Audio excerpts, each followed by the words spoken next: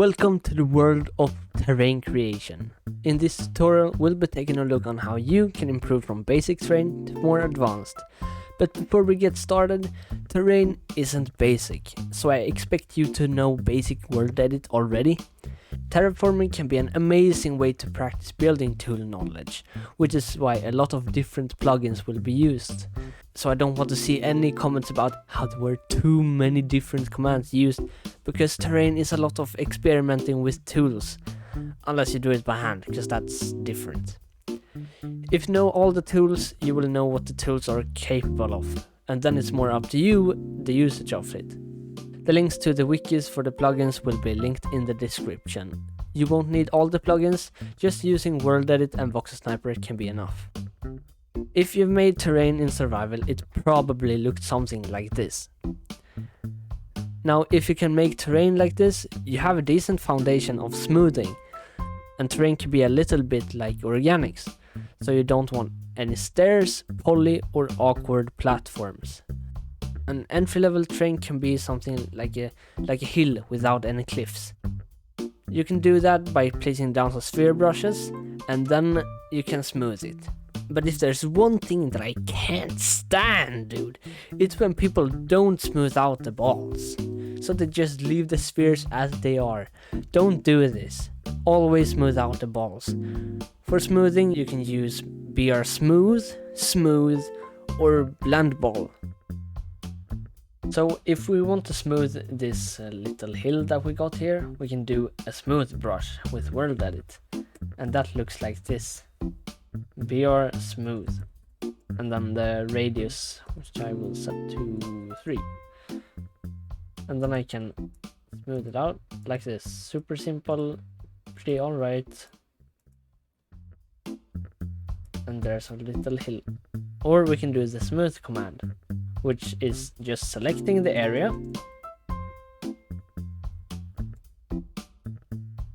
and then /smooth. That's gonna look a little bit weird on a small scale like this, but it works fairly well on a larger scale. And lastly, we have the blend ball. For this you need a Voxelsniper, which is the arrow and the gunpowder. And then you do /B for brush, blend ball, or BB. And then you can smooth it out like this. And there's our little hill. So those are the 3 ways you can do it. Okay, so what if we have an overhang like this?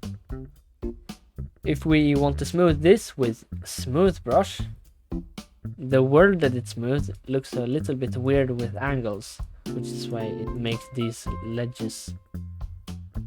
And if we try to smooth the underside here, it's just gonna do this. And that is just completely ruining the shape that we have. So BR Smooth is trash for overhangs. If we try the smooth command,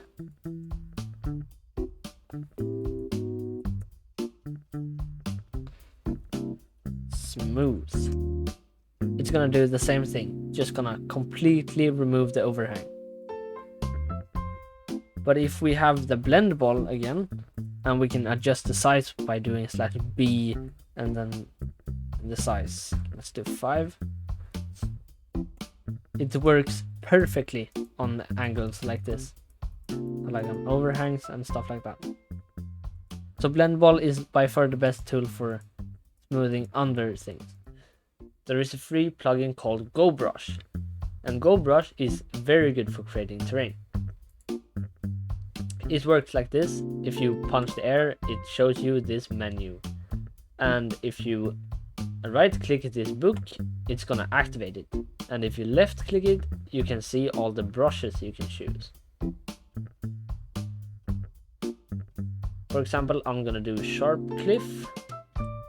Here I can change the size, either up or down, moving it up or down. I can shift click and that's gonna increase or decrease by 10. Intensity is just how high it's gonna go. Like this is the width of the brush and this is the height. Okay, so if I do 50, and now let's do it. It looks like that. As you can see, it creates like a little mountain that we can work on. Now the special thing with Gobrush is that we can make this shape right here and then select the area. And then we can run the smooth command that I showed you earlier. And that's like the perfect combination of tools, smooth and Gobrush. And here you have a super quick terrain. It's not very polished, but at least it's like a very dynamic terrain. Another thing you can do with Gobrush is that you can enable flat mode. And that's super nice for creating platforms. So if I would click right here, it's gonna elevate all the terrain to the same height. And like if you wanted to build a like a house or a road, it's like perfect. So you just click a few times and then you have a platform for your house or whatever you want to build. If you're feeling bored, don't worry, here's a picture of a dog. Now, if you want to level up your terrain further, you need to add more shapes into your terrain. Just blend balling everything doesn't make it interesting enough. You can do this very easily with, for example, cylinder brush.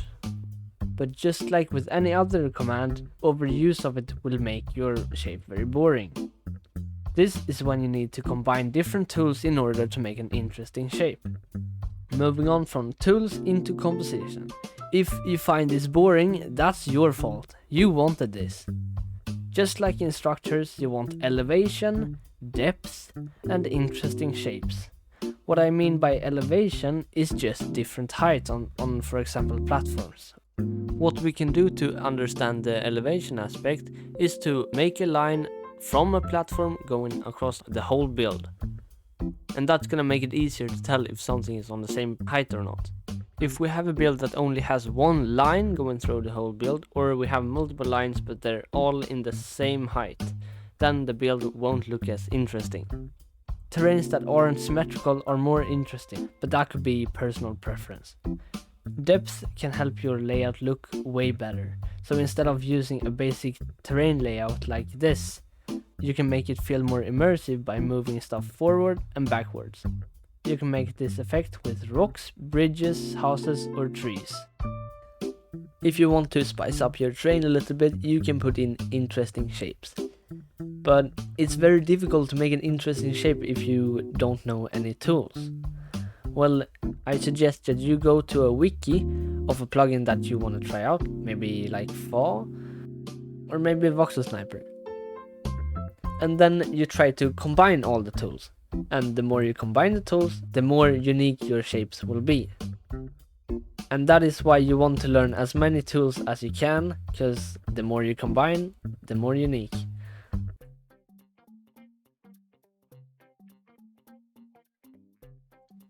Alright, I am here chilling in my tool experimenting area, and I'm gonna show you some magic.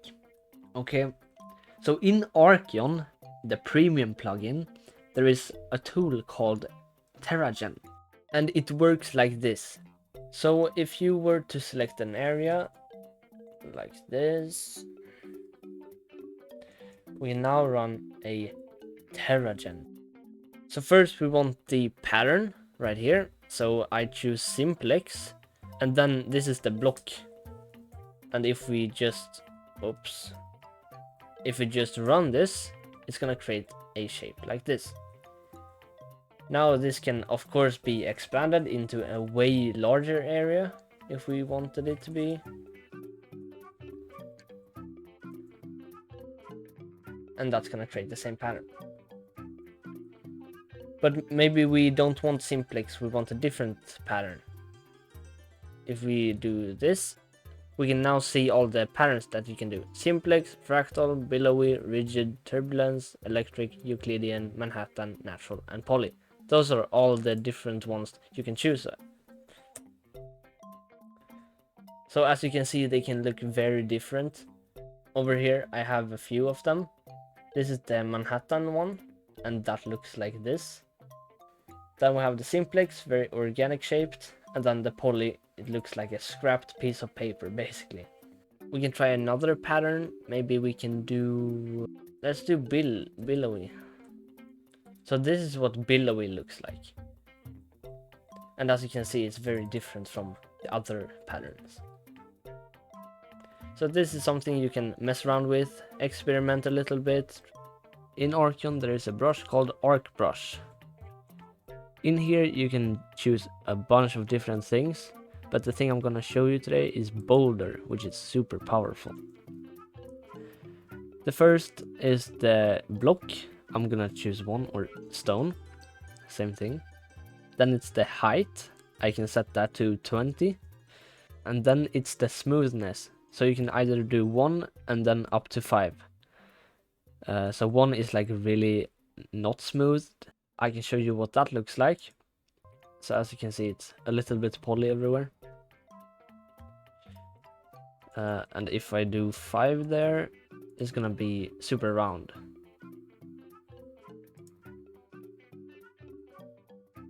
We can do more numbers here. So we can do the width, that can be 5.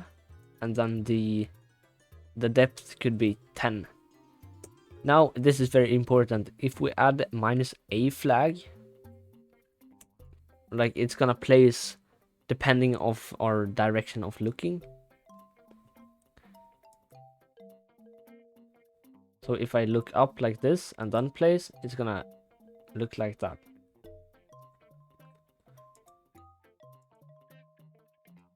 This is super fun to play around with and can be super good for quick terrains. So I do really recommend this. Also, fun fact, I showed you earlier the -f flag. That also works for boulder.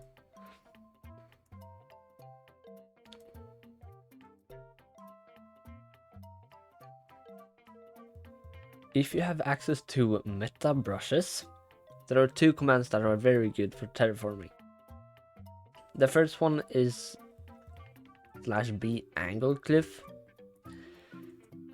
And if you set your size to maybe 20, and then you press one of these glass blocks, it's gonna create a shape like this.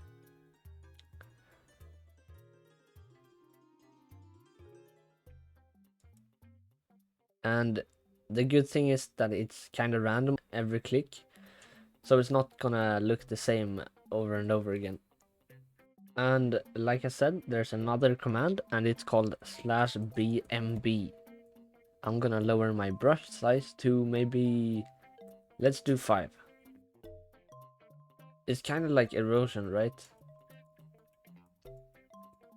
So it's very useful for creating shapes like this.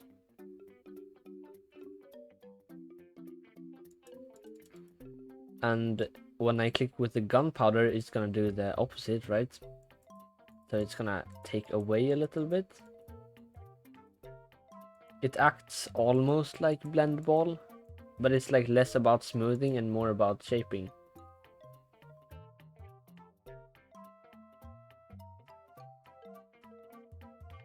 Yeah, so that's 2 very useful commands in Metabrushes. Not everyone is gonna have Metabrushes, but if you play on a server that has it, then it's like amazing for terraforming. And talking about the server, I can recommend the bakery server. Right now we are testing everything and making sure that everything works, but it will very soon get released. And we're gonna offer almost all the building tools. So join our Discord and then you can get more info about the server. And if you really do want to improve a terrain, I do recommend that you read through the wikis. Because if you have good tool knowledge, you hopefully will also get good tool usage. So yeah, good luck with your terrains. And if you want to download any of the builds I showed in this video, not the trash ones, but the actual builds, then you can subscribe to my Patreon. And the link is in the description. And if you want to see what tier a build is, then you can go check my Instagram and it should hopefully be in the description. Thank you for watching and I'll see you next time.